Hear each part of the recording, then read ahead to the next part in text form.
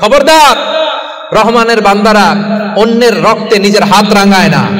Keep in your mind Malakar ভাইয়েরা, অন্যের রক্তে নিজের হাত রাঙায় না। কিয়ামতের দিন আল্লাহ তাআলা সর্বপ্রথম বিচার করবেন এই রক্তের বিচার।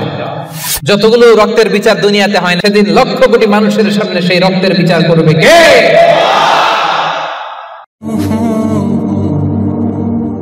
ওয়ালা ইয়াকতুলুনা আন-নাফসা আল্লাতী হারামাল্লাহু ইল্লা বিল হক। রহমানের বান্দারা অন্যায় ভাবে কাউরে মারে না, রহমানের বান্দারা হত্যা করে না, রহমানের বান্দারা কখনো খুনি হয় না, ঠিক না?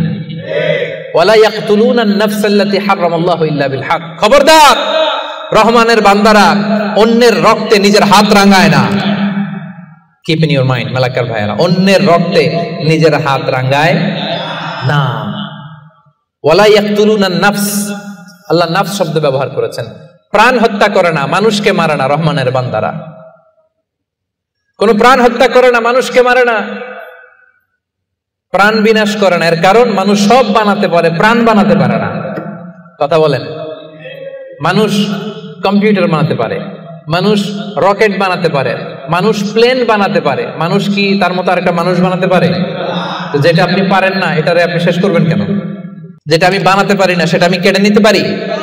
এজন্য খবরদার, রহমানের বান্দারা খুনি হয় না, অন্যের রক্তে নিজের হাতকে রাঙায় না। এটা বড় মহাপাপ। রব্বুল আলামিন কালামুল্লাহ মাজিদে ইরশাদ করেন, মান কাতালা নাফসান বিগাইরি নাফসিন আও ফাসাদিন ফিল আরদি ফাকান্নামা কাতালান নাসা জামিআ ওয়া মান আহইয়াহা ফাকান্নামা আহইয়ান নাসা জামিআ। যে ব্যক্তি একজন মানুষকে হত্যা করলো, সেজন্য গোটা বিশ্বের সবাইকে হত্যা করলো। আর যে ব্যক্তি একজন মানুষের প্রাণ বাঁচিয়ে দিল, সেজন্য গোটা বিশ্বের সব মানুষের প্রাণ বাঁচালো। পড়েন সুবহানাল্লাহ। কি সুন্দর ইসলাম! দেখেন, আমাদের জান, আমাদের সত্তা, আমাদের নিরাপত্তার কথা ইসলাম কতটা ভেবেছে। এটা মহাপাপ। খবরদার, অন্যের প্রাণ নাশ করা যাবে না, অন্যকে মারা যাবে না। তাইলে হুজুর, অন্যরে মারা যাবে না, আমি তো আমারে মারতে পারবো, আমি আত্মহত্যা করে ফেলি নাকি? হ্যাঁ, আপনি আপনার নিজেকেও শেষ করতে পারবেন না, কারণ রুহু আপনি বানাতে পারেন না, তাই রুহু কেড়ে নিতে পারেন না।